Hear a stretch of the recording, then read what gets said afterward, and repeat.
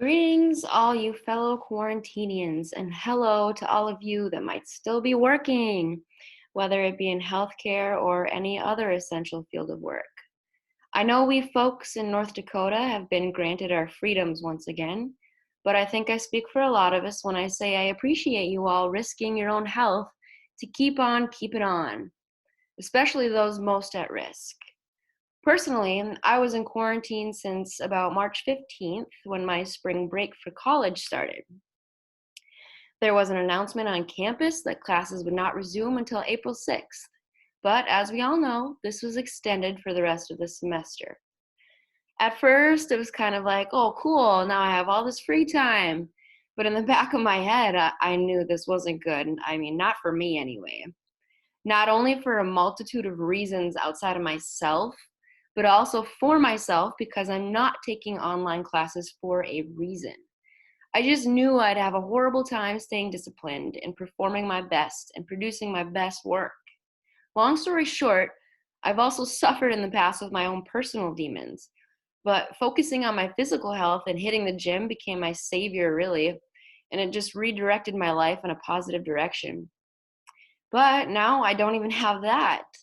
And I'm positive there's a million other people out there that use fitness as the same medicine that I do. Home workouts just aren't the same, not to mention the lack of equipment I have.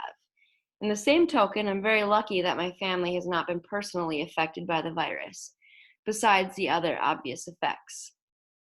And then just another personal little disclaimer. I work in the bar industry to pay my way through school.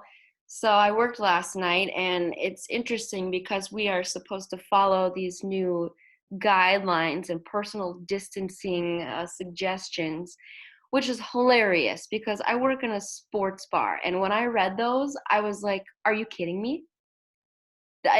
These couldn't have been written by people that have actually worked in a bar because drunk people, that's like herding cats. It's ridiculous. It's just, ugh. Yeah, well, let's just say it doesn't work, okay? I worked till 3 in the morning last night. It does not work. Social distancing and drinking is not a thing. So, yeah, fun fact. Anyway, let's move on. It's pretty clear that a lot of people don't know who or what to believe when it comes to the facts surrounding the virus within the US. Some cities are being hit really hard and they can't find enough help, yet others are laying off medical workers. One thing is for sure, though, there is definitely a PPE shortage. PPE stands for personal protective equipment. I think they've kind of sorted that all out now, but it was definitely an issue. So what happened was most of the supply was depleted in 2009 during the swine flu outbreak. For whatever reason, the PPE was not restocked as it should have been in the following 6 years that Obama remained president. Now, Trump's administration didn't restock it either. So who's really to blame? This pandemic, as it seems everything else, has turned into a political blame game. I don't even want to get into it because it's become a circus. I won't pretend to be an expert in politics, so I will talk about something I do know for sure, and that's our broken food chain system in the US.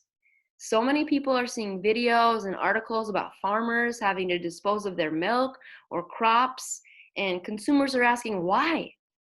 Well, the mandatory closures of schools and restaurants, a lot of food no longer has a place to go, and there isn't a system in place to redirect that supply.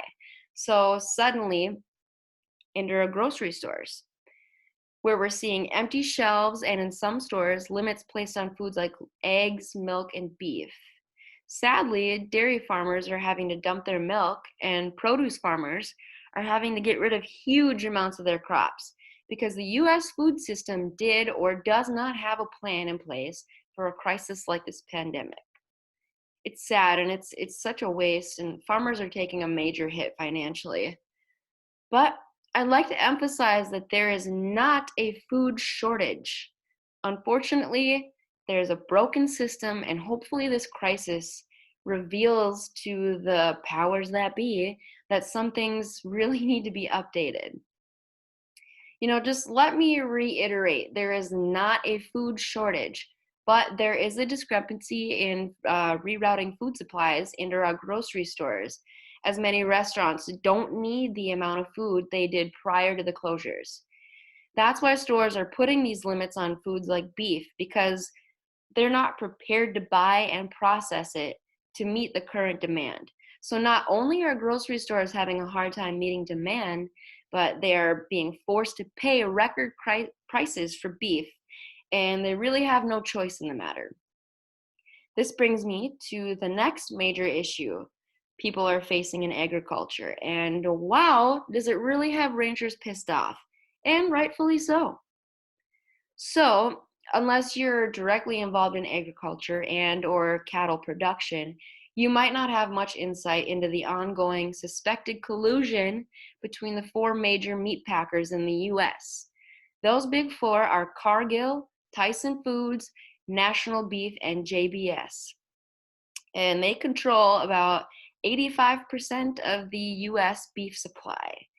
Now, for you consumers out there, it's pretty easy to write this situation off and pay no attention, because why should you care? It's just the dumb redneck ranchers that are being affected by this. And as Jackson Kernian, a Berkeley grad student and instructor, tweeted in 2019, and I quote, "I unironically embrace the bashing of rural Americans. They as a group are bad people who have made bad life decisions. And we should shame people who aren't pro-city." Ironically, I bet he ate a meal that day of food that farmers produced, in rural areas. Kernian then insulted rural citizens, saying they should have more expensive health care, pay more in taxes, and be forced to live in an, quote, uncomfortable life for rejecting efficient city life, unquote. I feel like I shouldn't have to explain the level of ignorance this poor kid is on, but I will say it's a new one that I've never thought to be possible. In similar fashion, politician Mike Bloomberg said in 2016 that he, quote, could teach anybody to be a farmer, unquote, but information technology required, quote, a lot more gray matter, unquote. So, when farmers and ranchers, a whopping 2% of the whole US population, have this mentality in not just the general population, but in people who are thought to be well-read, highly educated intellectuals to work with, their jobs become very difficult, and the issues within agriculture are easily sloughed off by the general public. So again, why should consumers care about this collusion among the big four meat packers? Because while the cattle markets for producers is on a downward trend, the profits for packers are at an all-time high, which means grocery stores are paying an arm and a leg for their beef, which means you, the consumer, are paying the most you've ever had to pay for your retail beef cuts. Now, I have a chart here from RCAF, which is an organization in place to fight for the rights of cattle producers. This graph here clearly shows the disparity between profits by packers and profits by producers. I will have images available of any graphs or stats that I talk about in this podcast. Any of the graphs I talk about on here are created by RCAF, and they were developed from statistics on the USDA website. But let's get back to why consumers should truly care about this corruption. As I explained, packers are making record profits while cattle producers are barely getting by.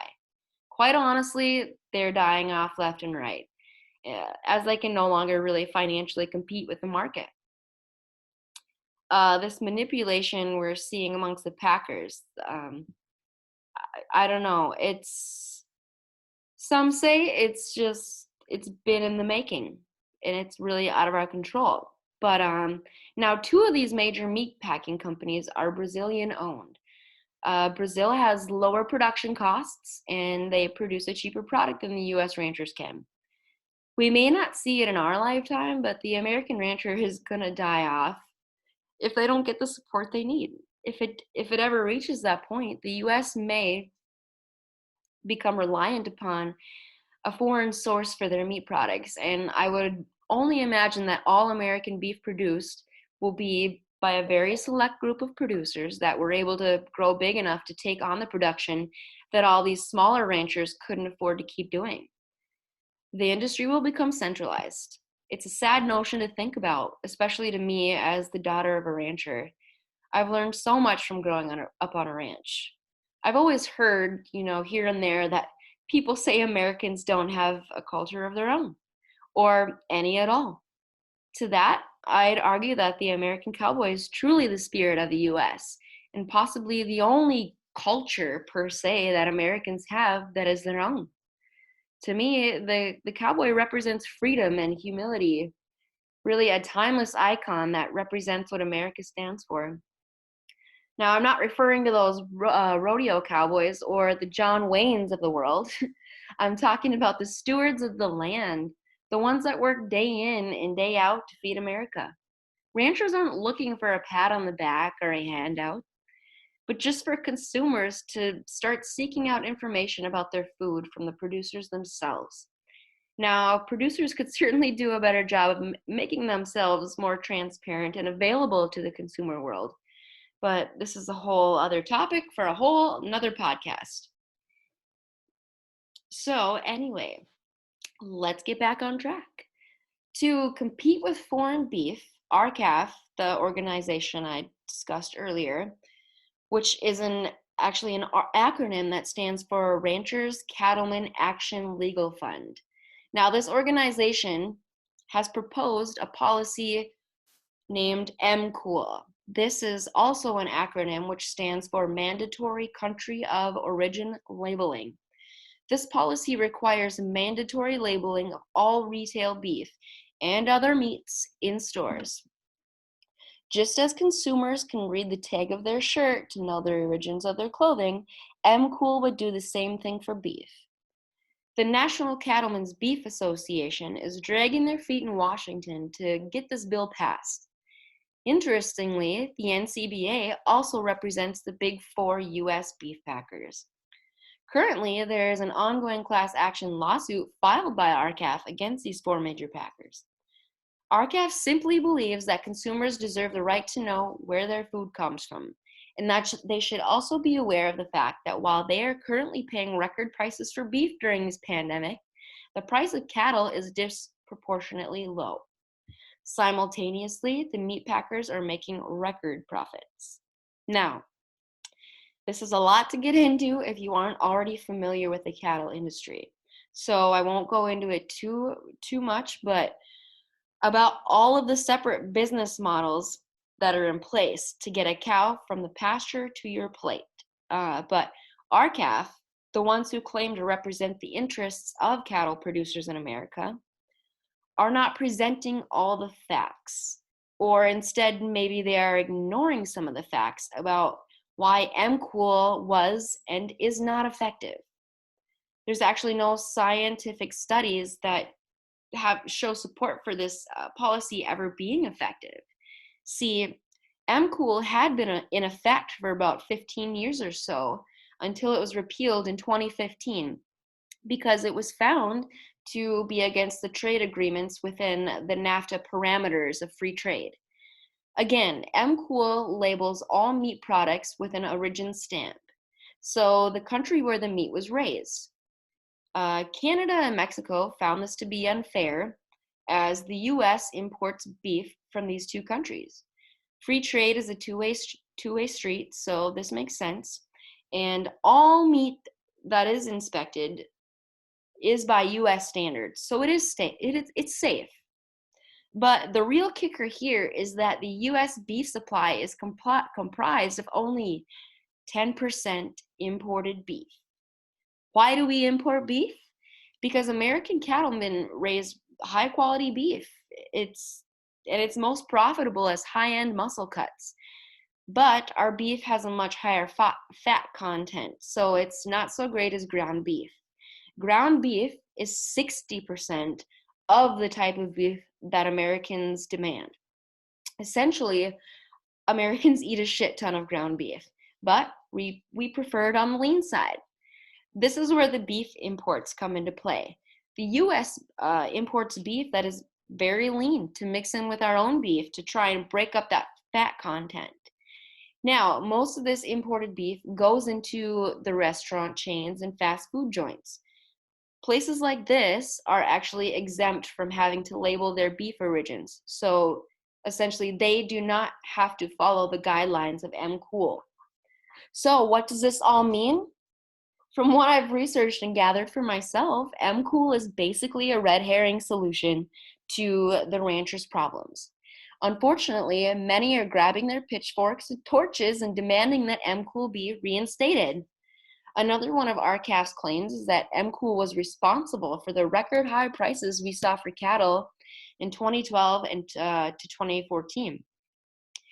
This is also where I did some serious digging, and it turns out that those prices were simply the result of supply and demand due to environmental factors on the cattle industry over the last 10 years. If you're a consumer, just know that MCOOL isn't something to worry about. Imported beef is necessary, and if you want to know exactly where your beef is coming from, you can buy it directly from a rancher, and there are resources I will list for you to do so. Woo! So let's move on a little bit. Let's talk about some crazy people. When you're involved firsthand in the field of agriculture, you're going to be all too familiar with the emotionally charged, out of touch Google scholars that are animal rights activists.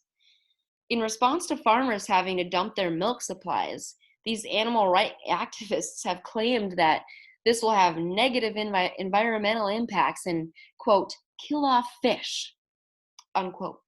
First of all, milk is 80% or 87% water. Second of all, a lot of this milk gets put back into lagoons that dairy farms have that contains the water and manure accumulated when raising dairy cattle. These lagoons are monitored and tested for their nutrient content. The contents within the lagoons is then utilized to fertilize fields. If that isn't green, then I don't know what is.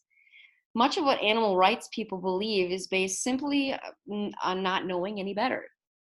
They see something and just assume they know all about it, and then they use what they've learned and spread it around like the very shit that farmers use to fertilize their crops.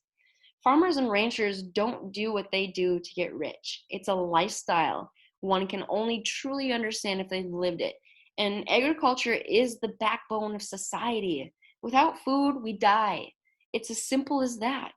And the availability of food we have in the US is very easy to take for granted when 98% of the population is disconnected from the industry of agriculture. I've had thoughts about actually creating a podcast that's called The Shit That Pisses Me Off. And first on my list of discussion points would be animal rights people and the organizations affiliated. The second topic on my list would be people that use the word like as every other word in their sentences. Anyway, this coronavirus deal really is unfortunate. And let's just talk about some things that I've noticed. I didn't really want to talk about the heavy aspects of life since this virus, but it was kind of unavoidable. What I'm really interested in is how people have been passing the time since quarantine life is implemented. Personally, I've probably hung out and conversed with more of my friends and family via Zoom than I ever did in person before the pandemic hit. People's creativity is what's been the most fun to see so far. Between people picking up their instruments and sharing their talents to videos of dogs and cats jumping over 4-foot tall beer can walls. It's been quite eventful. Let's not forget Tiger King. Wow. I really don't have words, which is maybe a bit odd as someone who has watched it 3 times. Yeah, I've watched it 3 times all the way through, and I don't know, I think it gets better every time. All I can say is, why didn't I know Joe Exotic was running for president in 2016? I would have at least put a bumper sticker on my pickup, and I'm not a bumper sticker kind of person. But I digress. So to shift gears a bit, I do find it a bit unnerving to think about the economic consequences of the mandatory shutdowns on so many businesses. Lives will be lost to the virus, of course, and lives will be ruined because of it as well. Reported by USA Today, nearly 90% of the people that have had the virus also have underlying health conditions. Americans are notorious for not being the healthiest people, and chronic illness, which is highly preventable through diet, exercise, and early detection, is a serious issue. If anything, this pandemic spotlights the epidemic the US has been suffering from for decades. The US is all about being the biggest and fastest, and that's certainly carried into our eating habits. And funny enough, most medical doctors are not formally educated in nutrition. They are trained to treat the symptoms, not address the underlying issues or the causes of these chronic diseases. There's just so many problems COVID-19 has brought to the surface. So many people can't wait for things to go back to normal. But what is normal? Is having a broken food system normal? Is having a population that's 40% obese normal? Is having 45% of our population suffer from preventable chronic illness normal? I don't know. It's just a lot to think about. I said I didn't want to get into the heavy issues about this pandemic, but these are serious things to consider. America was suffering before all of this. It just isn't really talked about. I hope some wisdom can be brought about from this situation and we can really examine our country and what we're all about. I love the US and I know there are a lot of other great countries out there, but there are also a lot of awful places too. I just wish everything hadn't become so polarized here. But maybe once all the bars and restaurants open back up again, we can all drink a beer in moderation and say a cheers to maybe finding new appreciation for each other, to treat each other better than we did before all of this. That's all I've got. Stay safe, stay healthy, don't lick things in public, and you know, find beef from your local rancher. Thanks.